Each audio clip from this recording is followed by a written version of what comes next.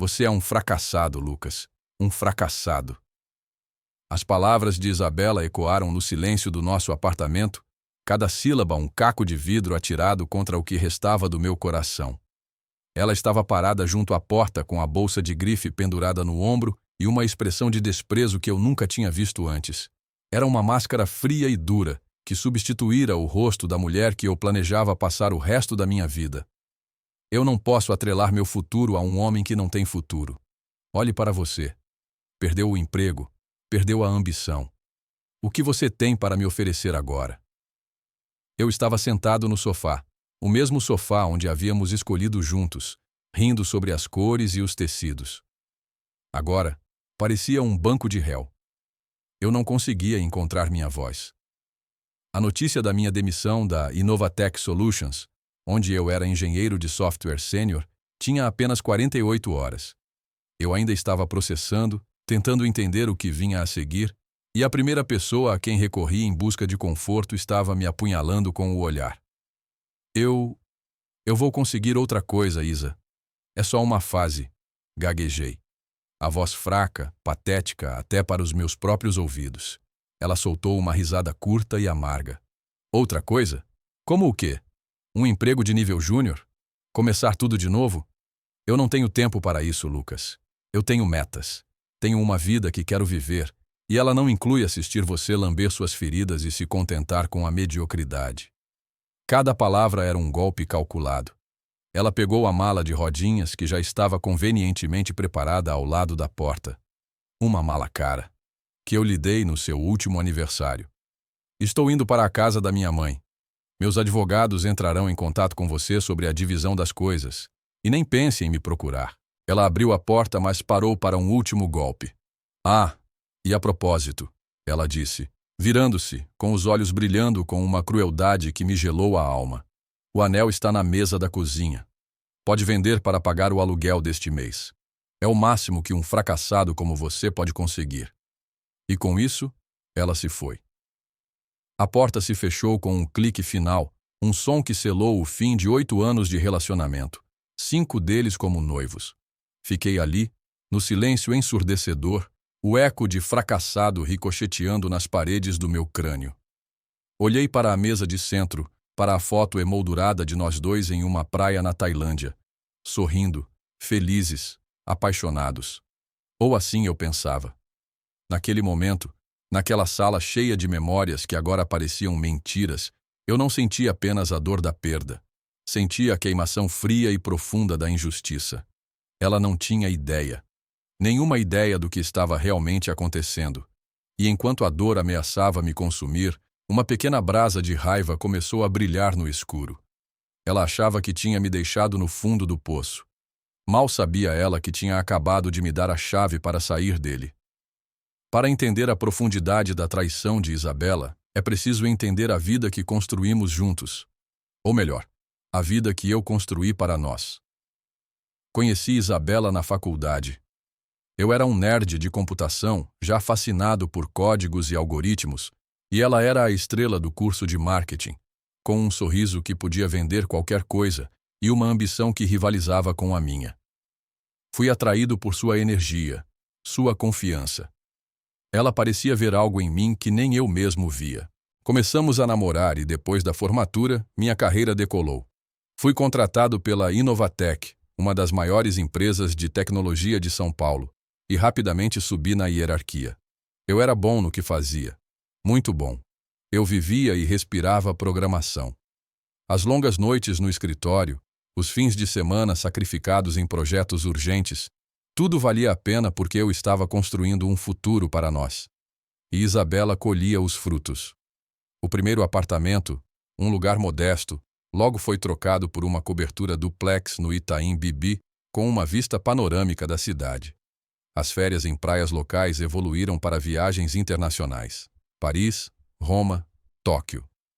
O carro popular deu lugar a um SUV de luxo para ela, porque era mais seguro e tinha mais a ver com o nosso status. Eu nunca questionei. Eu a amava, e vê-la feliz era minha maior recompensa.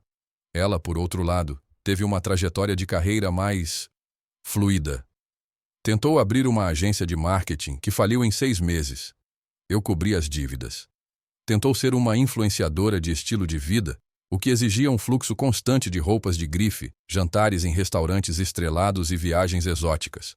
Tudo financiado pelo meu salário. Eu a apoiei, acreditando que ela só precisava de tempo para encontrar sua vocação. Você precisa investir na sua marca, amor, ela dizia, e eu concordava, transferindo mais dinheiro para sua conta. Nossos amigos eram, em sua maioria, os amigos dela. Pessoas ricas, superficiais, que mediam o valor de uma pessoa pelo seu extrato bancário e pelo número de seguidores no Instagram. Eu me sentia um peixe fora d'água naqueles círculos, mas eu sorria, participava das conversas sobre iates e fundos de investimento, tudo para que ela se sentisse à vontade. Eu sacrifiquei minhas próprias amizades, os velhos amigos da faculdade que não se encaixavam no nosso novo estilo de vida. O pedido de noivado foi um evento por si só.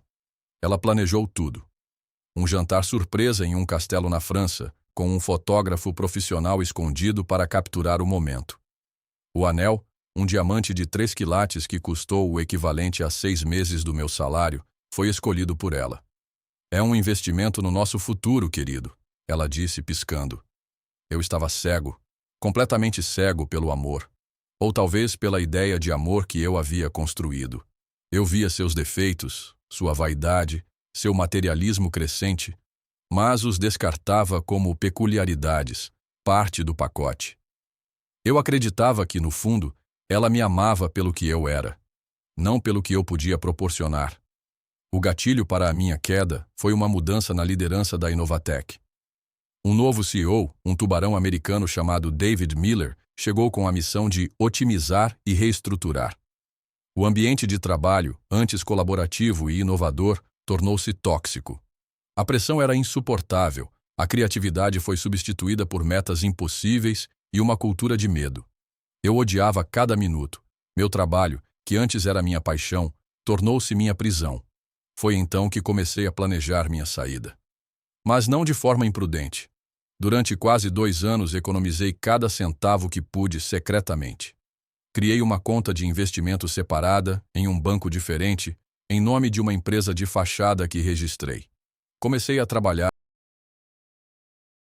no aplicativo que vinha desenvolvendo nas madrugadas, quando Isabela dormia profundamente em nosso quarto climatizado.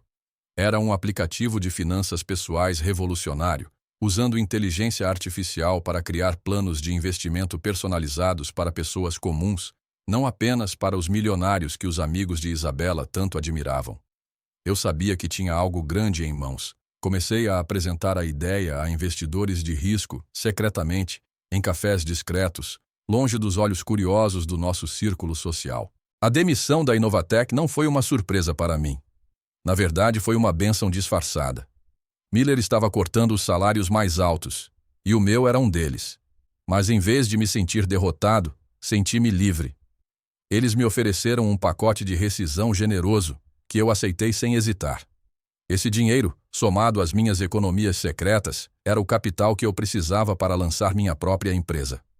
Na mesma semana em que fui demitido, eu fechei meu primeiro grande investimento. R$ 1 milhão de um fundo de capital de risco que viu o potencial no meu projeto. Eles só tinham uma condição: dedicação total. Eu precisava mergulhar de cabeça, desaparecer do mundo corporativo e construir o aplicativo do zero. Meu plano era contar a Isabela, mas não tudo de uma vez. Eu queria testá-la. Queria ver se ela ficaria ao meu lado durante uma fase difícil. Eu disse a ela que tinha sido demitido e que precisaria de um tempo para descobrir o que fazer. Queria ver a mulher por quem me apaixonei, não a socialite que eu havia criado. A resposta dela foi a cena que descrevi no início. A crueldade, o desprezo, a porta batendo. Ela não apenas falhou no teste. Ela o incinerou. Ela não me deixou escolha. A dor da sua traição foi imensa, mas por baixo dela, a clareza foi um presente. Eu não tinha perdido uma noiva. Eu tinha me livrado de um passivo. E agora, com o coração partido, mas com R$ 1 milhão no banco e uma ideia de US$1 bilhão na cabeça, eu estava prestes a construir meu império. E a primeira ordem do dia era garantir que Isabela tivesse um assento na primeira fila para assistir à minha ascensão, diretamente do poço em que ela acreditava ter me jogado. Os primeiros dias após a partida de Isabela foram um borrão de silêncio e código. O apartamento, antes barulhento com suas chamadas de vídeo e playlists de música pop, tornou-se um santuário de produtividade. Onde antes havia o cheiro de seus perfumes caros, agora havia o aroma de café forte e a energia estática de múltiplos monitores. A dor ainda estava lá. Uma pontada surda no peito sempre que eu passava pelo closet agora meio vazio, ou via o espaço vago na garagem. Mas eu canalizei essa dor. Cada memória de sua zombaria, cada eco de sua risada cruel, tornou-se combustível para o meu trabalho. O ponto de virada, o momento em que a tristeza se transformou em uma determinação fria e afiada, veio uma semana depois. Eu estava fazendo uma pausa, rolando distraidamente pelas redes sociais quando vi Isabela. Ela não estava na casa da mãe, como havia dito. Estava em Bali. Havia uma série de fotos dela em um resort de luxo, posando de biquíni ao lado de uma piscina de borda infinita, segurando um coquetel colorido. A legenda dizia: me livrando do peso morto e abraçando minha melhor vida. Liberdade, maybe-se mulher independente, nesse semar arrependimentos. Em uma das fotos ela estava com um homem, um playboy bronzeado e sorridente que eu reconheci vagamente do nosso antigo círculo social. Ele era herdeiro de alguma fortuna, conhecido por trocar de namorada como trocava de relógio. O peso morto, presumi, era eu. A humilhação pública foi a gota d'água. Não era suficiente para ela me abandonar no meu momento de maior necessidade percebida. Ela tinha que esfregar na minha cara para o mundo inteiro ver. Naquele instante, algo em mim estalou. A tristeza evaporou, substituída por uma fúria gelada. Peguei meu telefone e, com as mãos firmes, deletei todas as nossas fotos juntos. Bloqueei seu número, seu perfil, o de todos os seus amigos. Apaguei cada vestígio digital dela da minha vida. Foi uma limpeza catártica. Em seguida, fui até a mesa da cozinha. O anel de noivado ainda estava lá, brilhando zombeteiramente sob a luz. Peguei-o, senti seu peso na minha mão. O peso de falsas promessas e de um amor condicional. Sem hesitar, liguei para um joalheiro de confiança e marquei uma avaliação. O dinheiro da venda não iria para o aluguel, como ela sugeriu sarcasticamente. Iria direto para o orçamento de marketing da minha nova empresa. O nome que escolhi para o aplicativo foi Fênix. Sutil, mas para mim, carregado de significado. A partir daquele dia, minha vida se tornou um cronograma implacável. Eu acordava às 5 da manhã, corria por 1 hora para limpar a cabeça e depois programava até não conseguir mais enxergar a tela. Transformei o quarto de hóspedes, que Isabela usava para guardar suas compras, em meu quartel-general. Quadros brancos cobriam as paredes, cheios de fluxogramas, algoritmos e planos de negócios. Contratei uma pequena equipe de desenvolvedores brilhantes, jovens e famintos, que não se importavam em trabalhar em um apartamento em troca de participação acionária em algo que eles sabiam que seria enorme. Nossas reuniões eram movidas a pizza e energético, e a camaradagem era real. Eram pessoas que acreditavam no projeto, e em mim, sem se importar com a marca do meu carro ou o saldo da minha conta bancária. Enquanto Isabela postava fotos de festas em iates e jantares em Dubai, eu estava construindo. Enquanto ela colecionava curtidas, eu colecionava marcos de desenvolvimento. O protótipo ficou pronto em 2 meses. A versão beta, em 4. Cada pequeno sucesso era uma vitória silenciosa. Eu mantive um diário de progresso. Não um diário de sentimentos, mas um dossiê. Capturas de tela do nosso progresso, e-mails de investidores entusiasmados, os primeiros feedbacks positivos dos testadores beta. E ao lado, eu salvava as postagens de Isabela. Suas legendas arrogantes, suas fotos com o novo namorado, as indiretas sobre como ela havia se livrado de um relacionamento tóxico que a estava segurando. Eu estava construindo um caso, uma narrativa. A história de um fracassado e de uma mulher independente. Só que os papéis estavam prestes a ser dramaticamente invertidos. A escalada da tensão não era apenas sobre o trabalho, era sobre minha própria transformação. Comecei a cuidar de mim mesmo. Perdi o peso que ganhei nos últimos anos de estresse e complacência. Renovei meu guarda-roupa, trocando as roupas de marca que Isabela insistia que eu usasse por um estilo mais simples, mais autêntico. Comecei a reconectar-me com meus velhos amigos, aqueles que eu havia negligenciado. Eles me acolheram de volta, sem julgamento, felizes por ver o velho Lucas de novo. 6 meses se passaram. O aplicativo Fênix estava pronto para o lançamento. A data foi marcada. Uma grande conferência de tecnologia em São Paulo. Teríamos um stand, uma apresentação, uma chance de mostrar ao mundo o que havíamos construído na obscuridade. A tensão era palpável. Tudo estava em jogo. Na noite anterior ao lançamento, eu estava no meu escritório, revisando a apresentação pela 100ª vez, quando recebi uma notificação. Era uma mensagem de um número desconhecido. Ouvi dizer que você está tentando brincar de empresário. Boa sorte com seu pequeno projeto. Não espere que dure. Não havia nome, mas eu sabia quem era. Isabela. De alguma forma ela tinha ouvido falar do meu empreendimento. A mensagem era para me desestabilizar, para plantar uma semente de dúvida. Mas ela conseguiu o oposto. Aquele pequeno ato de maldade foi a confirmação final de que eu estava no caminho certo. Ela ainda estava me observando, e o show estava apenas começando. Sorri, apaguei a mensagem e voltei ao trabalho. A Fênix estava prestes a voar, e eu mal podia esperar para que ela visse as chamas. O dia do lançamento chegou com a energia elétrica de uma tempestade iminente. O São Paulo Expo estava fervilhando, um mar de crachás, ternos e a ambição coletiva da indústria de tecnologia da América Latina. Nosso stand, embora modesto em comparação com os gigantes da indústria, era elegante e moderno, dominado por uma única tela exibindo o logo da Fênix, uma ave estilizada, subindo em chamas digitais. Minha equipe e eu estávamos nervosos, mas focados. Uma pequena unidade coesa pronta para a batalha. A apresentação estava marcada para as 2 da tarde no palco principal. Era a nossa grande chance. Durante a manhã, o burburinho em torno do nosso stand foi crescendo. As pessoas estavam intrigadas com o conceito, com a promessa de democratizar os investimentos. Distribuímos demos, respondemos a perguntas e eu podia sentir a empolgação crescendo. 1 hora antes da minha apresentação, enquanto eu revisava minhas anotações, eu a vi. Isabela. Ela não estava sozinha. Estava de braços dados com o namorado herdeiro, passeando pelos corredores como se fossem a realeza visitando os plebeus. Ela estava deslumbrante em um vestido caro, rindo de algo que ele disse, exalando uma aura de privilégio e tédio. Nossos olhos se encontraram através da multidão. Por uma fração de segundo, vi um lampejo de surpresa em seu rosto, rapidamente substituído por um sorriso de escárnio. Ela sussurrou algo no ouvido do namorado, e ambos riram, olhando na minha direção. Em seguida, eles se viraram e continuaram seu passeio, claramente me descartando como uma nota de rodapé irrelevante. Aquele olhar foi tudo o que eu precisei. A adrenalina percorreu minhas veias, afiada e clara.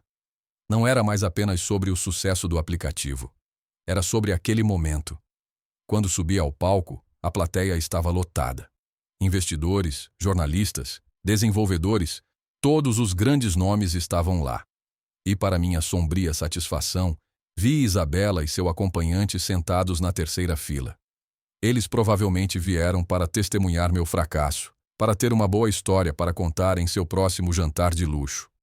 Comecei minha apresentação. Falei sobre a lacuna no mercado financeiro, sobre como as ferramentas de investimento de alta qualidade eram inacessíveis para a maioria das pessoas. Falei com paixão, com a convicção de alguém que viveu e respirou aquele problema. A plateia estava atenta, sentindo a autenticidade. Então, cheguei ao clímax.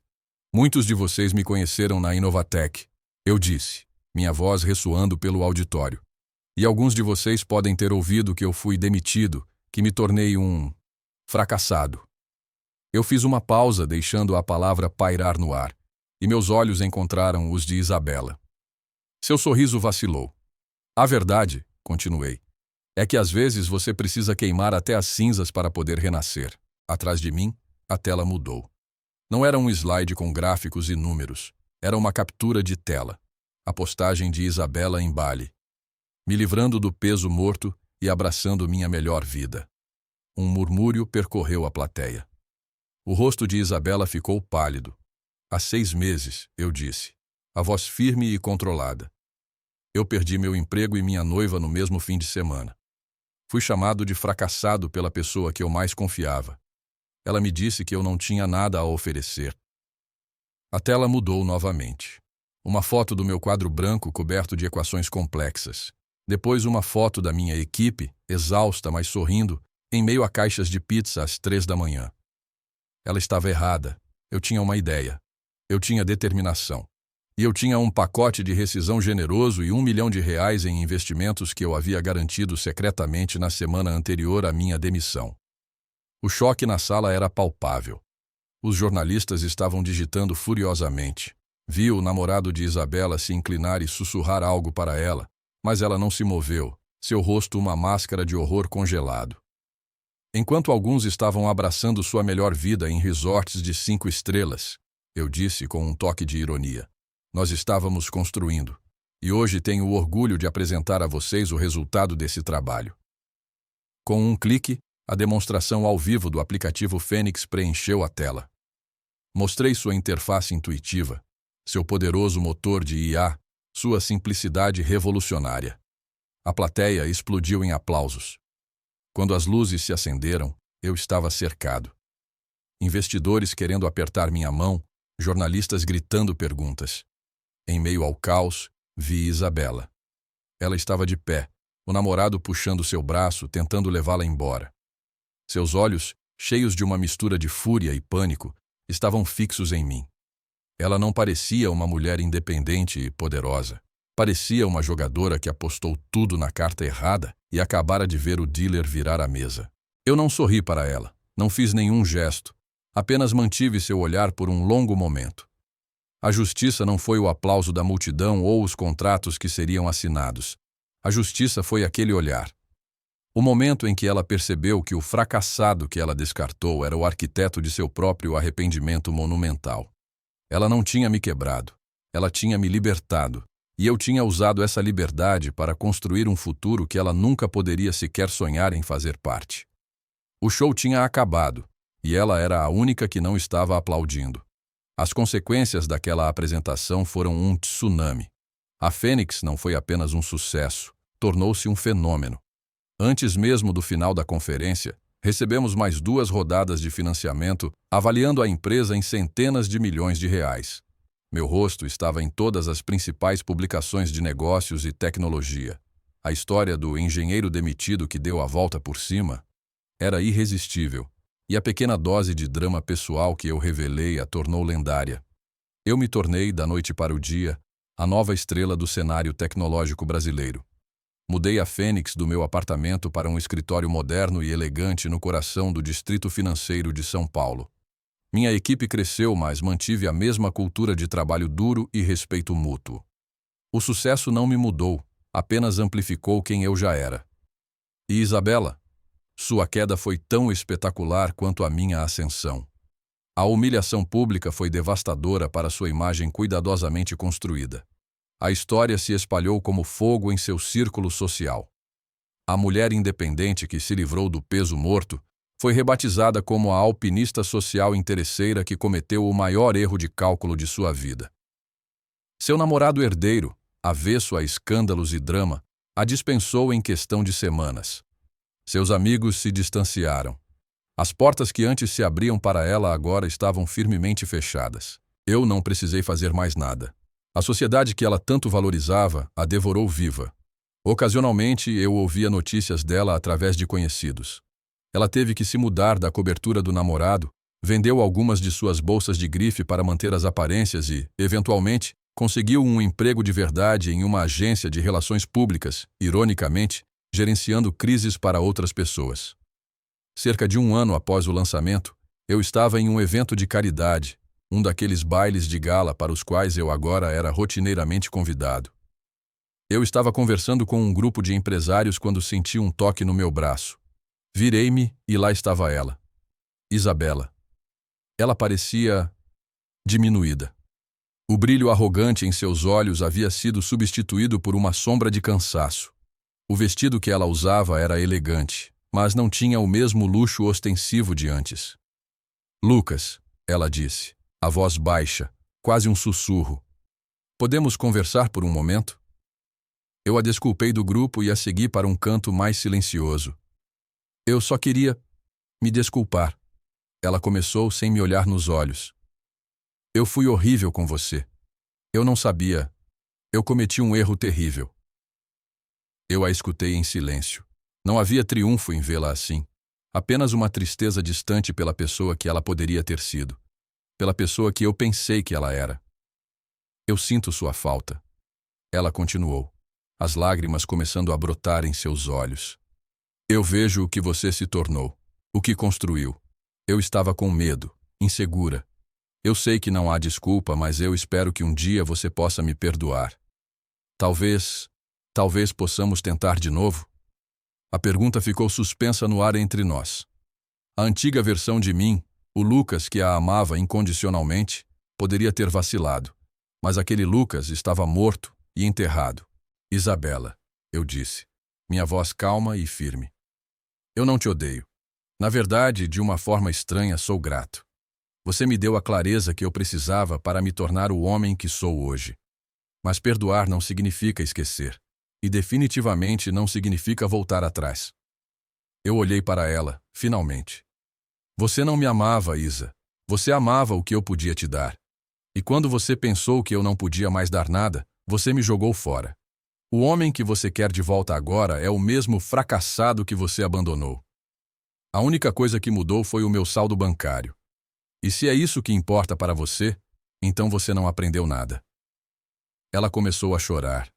Soluços silenciosos que não me comoveram. Eu desejo a você o melhor, eu disse. E era verdade. Espero que você encontre a felicidade, mas não será comigo. Virei-me e fui embora, deixando-a ali com suas lágrimas e seus arrependimentos. Não senti raiva nem satisfação. Senti paz. A paz de encerrar um capítulo, de finalmente estar livre não apenas dela, mas da sombra do homem que eu era quando estava com ela. Hoje a Fênix é uma empresa global. Eu encontrei o amor novamente, com uma mulher que é minha parceira em todos os sentidos da palavra. Uma arquiteta brilhante que celebra meus sucessos e me apoia nos meus desafios, que ama o Lucas programador nerd tanto quanto o Lucas CEO. Às vezes penso em Isabela e na lição que aprendi. O verdadeiro sucesso não é medido em dinheiro ou status, mas em resiliência. É sobre a capacidade de se levantar das cinzas, não para se vingar, mas para se reinventar. Ela me chamou de fracassado, mas no final, o maior fracasso foi o dela, a incapacidade de ver o valor de uma pessoa além do seu preço. E essa é uma pobreza que nenhum dinheiro no mundo pode curar.